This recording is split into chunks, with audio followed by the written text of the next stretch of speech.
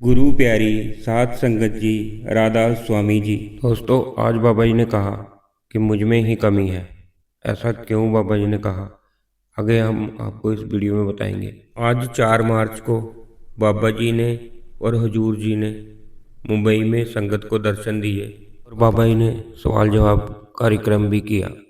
आज सवाल जवाब में क्या क्या हुआ और कौन कौन से सवाल पूछे गए, आपको हम इस वीडियो में बताएंगे। शुरू करने से पहले आपके चरणों में बेनती है कि हमारे इस चैनल को सब्सक्राइब कर लें और वीडियो को लाइक करके एक प्यारा सा कमेंट जरूर कर दें। आज सबसे पहले किसी ने पूछा, बाबा जी, जिनको नामदान नहीं मिला क्या वह सिमरन कर सकते हैं, क्या वह सिमरन पे बैठ सकते हैं? बाबा जी ने कहा, बेटा, हमारा मन आदत के अनुसार चलता है।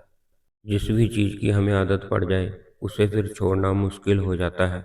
और अगर हम नामदान से पहले किसी भी तरह का जाप करेंगे तो फिर जब हमें नामदान मिलेगा तो हमें उस चीज़ की आदत हो चुकी होगी, इसलिए हमें वह भुलाना मुश्किल हो जाएगा और हमें सिमरन करने में मुश्किल होगी। इसलिए नामदान से पहले सिमरन करने के लिए मना किया जाता है। नामदान से पहले आप अपने ध्यान को पक्का कर सकते हैं, ध्यान पे बैठ सकते हैं, लेकिन सिमरन नहीं कर सकते। फिर एक बहन ने कहा, बाबा जी, मुझे नामदान जरूर देना। बाबा जी ने हजूर की तरफ इशारा किया। बहन ने वही बात हजूर जी को भी कही। हजूर जी ने मुंडी हिला के कहा, जी हाँ, जरूर दूंगा। फिर एक भाई ने कहा, बाबा जी, मेरा कोई सवाल नहीं है, लेकिन जो आपने मुझे सेवा दी है मुझे हमेशा अपने सेवा के साथ जोड़ के रखना। बाबा जी ने कहा, बेटा, सोच तो अच्छी है, लेकिन हमें लफ्ज़ों में नहीं, हमें इसको करनी में लेके आना है। जो कुछ हमें हासिल होगा वह करनी से ही होगा। फिर किसी ने सवाल किया, बाबा जी, जब हम मेहनत करते हैं तो मेहनत करने के बावजूद भी हमें कोई चीज़ ना मिले तो हमें क्या समझना चाहिए कि वह चीज़ हमारी किस्मत में नहीं है और फिर उसके लिए हमें मेहनत करनी चाहिए या नहीं? बाबा जी ने कहा, बेटा, किस्मत बनती है हमारे कर्मों से, और अगर हम मेहनत करना छोड़ देंगे तो किस्मत कैसे साथ देगी? जो किस्मत में है वह तो होगा ही, लेकिन हमें अपनी तरफ से मेहनत नहीं छोड़नी और मालिक के बहाने में रहना है। मालिक ने जो हमें जीवन दिया है वह एक्सपीरियंस लेने के लिए दिया है। हमें सीखना है और आगे बढ़ना है और उस मालिक के बहाने में रहना है। फिर बाबा जी ने वाणी की एक तुक भी ली थी, जे तिस पावे नानका साई गल चंगी। फिर एक भाई ने कहा, बाबा जी, मेरी मदद करना ताकि मैं अपने मम्मी और पापा की सेवा कर सकूं। बाबा जी ने कहा, बेटा, यहाँ पे कोई किसी की मदद नहीं कर सकता। जहाँ पे जो कुछ भी कोई ले रहा है या दे रहा है वह सिर्फ अपने कर्मों के कारण ले दे रहा है। फिर भाई ने कहा, बाबा जी, जो हम सेवा करते हैं क्या इससे हमारे कर्म कटते हैं? बाबा जी ने कहा, बेटा, बाहर की सेवा तो माहौल बनाने के लिए होती है। बाहरी सेवा से हमारा मन झुकना सीखता है। जब हम बाहरी सेवा करते हैं तो हमें भजन सिमरन करने में आसानी हो जाती है। फिर किसी ने सवाल किया, बाबा जी, अगर हम किसी इंसान के बारे में कुछ ज़्यादा ही गहराई में सोचें तो क्या ऐसी सोच से हमारे कर्म बनते हैं? बाबा जी ने कहा, बेटा, जो हम सोचते हैं, सोचने से कर्म नहीं बनते, लेकिन जब हम एक ही चीज़ को बार बार सोचना शुरू कर देते हैं तो वह चीज़ हमारी करनी में आना शुरू हो जाती है। बाबा जी ने कहा, इसलिए संत महात्मा हमें मना करते हैं कि सोच को मन के अंदर नहीं आने दो। फिर किसी ने सवाल किया, बाबा जी, जब हमारे रिश्तेदार नॉनवेज बनाते हैं तो क्या हमें उनको मना करना चाहिए कि नॉनवेज नहीं खाया करो या नहीं बनाया करो? बाबा जी ने कहा, बेटा, हमने अपनी ज़िंदगी जीनी है, उन्होंने अपनी ज़िंदगी जीनी है। अगर आप चाहते हो कि वह आपकी सोच की कदर करें तो बेटा, आपको भी उनकी सोच की कदर करनी पड़ेगी। ये कहाँ लिखा है कि हम ही ठीक हैं और वह गलत है? हर किसी ने हिसाब किताब अपने अपने कर्मों का ही देना है और हमने उनको एक अच्छा उदाहरण बन के दिखाना है ताकि वह भी हमारे से प्रेरित हो सके। हमने किसी को मना नहीं करना। फिर बीबी ने पूछा, बाबा जी, क्या हम लफ्ज़ों में किसी को प्यार बयान कर सकते हैं? बाबा जी ने कहा, बेटा, प्यार को लफ्ज़ों में बयान नहीं कर सकते, ये तो भावना की बात है। प्यार को सिर्फ करनी में जाहिर किया जा सकता है, लफ्ज़ों में बयान नहीं किया जा सकता। फिर एक भाई ने बाबा जी से पूछा, बाबा जी, मैंने 2 गुरुओं से नामदान ले रखा है, तो क्या मुझे मुक्ति मिल जाएगी? बाबा जी ने कहा, बेटा, नामदान चाहे आप 2 से लो चाहे 10 से लो, जब तक करनी में जाहिर नहीं करोगे तब तक कुछ हासिल नहीं होगा। अगर बच्चे को स्कूल में दाखिला दिला दें और बच्चा स्कूल ही ना जाए या फिर जाके वहाँ कुछ सीखे ही ना, तो क्या वह पास हो जाएगा? चाहे हम बच्चे के 2 स्कूलों में दाखिले क्यों ना करवा दें।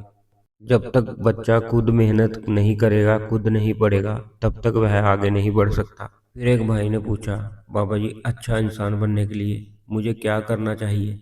बाबा जी ने कहा, माँ बाप की सेवा करो, दूसरों से प्रेम करो, बस बन जाओगे अच्छे इंसान।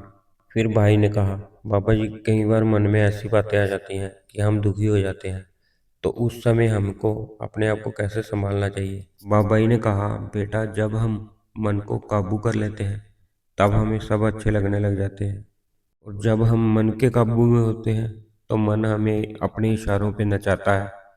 जब हमारा मन काबू में नहीं है तो चाहे हम डेरे में क्यों न चले जाएं, वहां पर भी मन शांत नहीं रहेगा।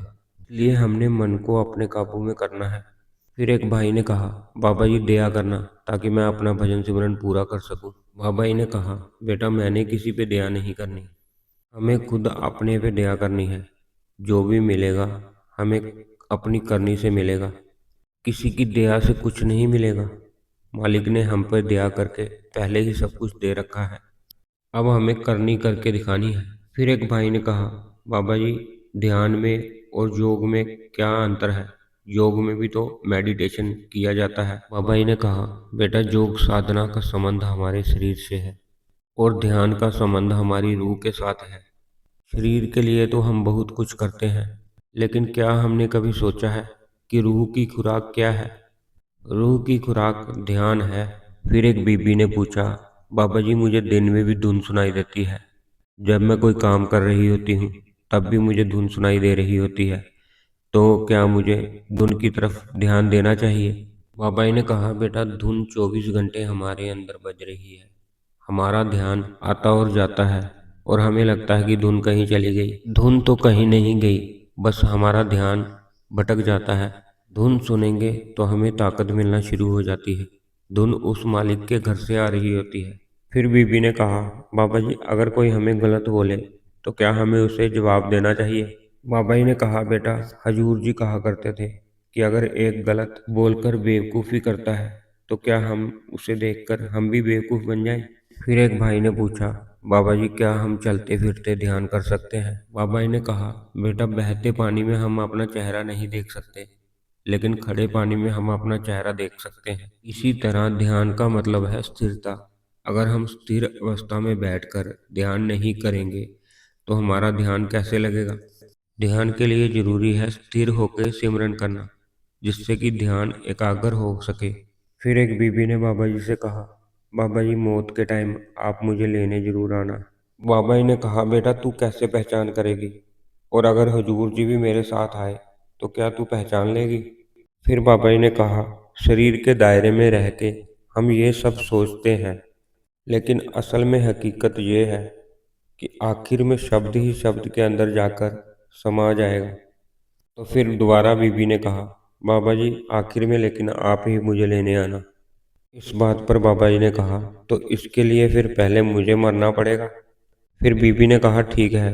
बाबा जी कहते इसका मतलब मैं मर जाऊं?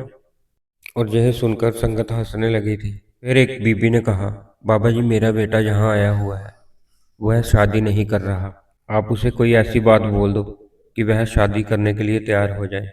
बाबा जी ने कहा, बेटा जिसने शादी की वह भी पछताया, और जिसने शादी नहीं की वह भी पछताया, और जब पछताना ही है तो क्यों ना शादी करके पछताया जाए।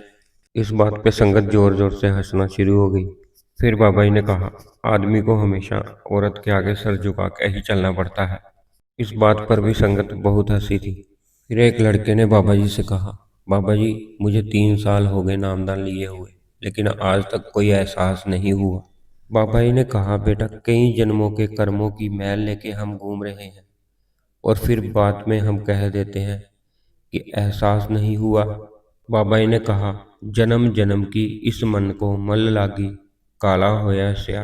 बाबा जी ने कहा, हमने भजन सिमरन करके अपने असल की पहचान करनी है। फिर लड़के ने कहा, बाबा जी आप ही दया कर दो। फिर बाबा जी ने कहा, अभी दया की कुछ कमी है। और फिर बाबा जी कहने लगे, नहीं मुझे लगता है दया की नहीं, मुझ में ही कुछ कमी है।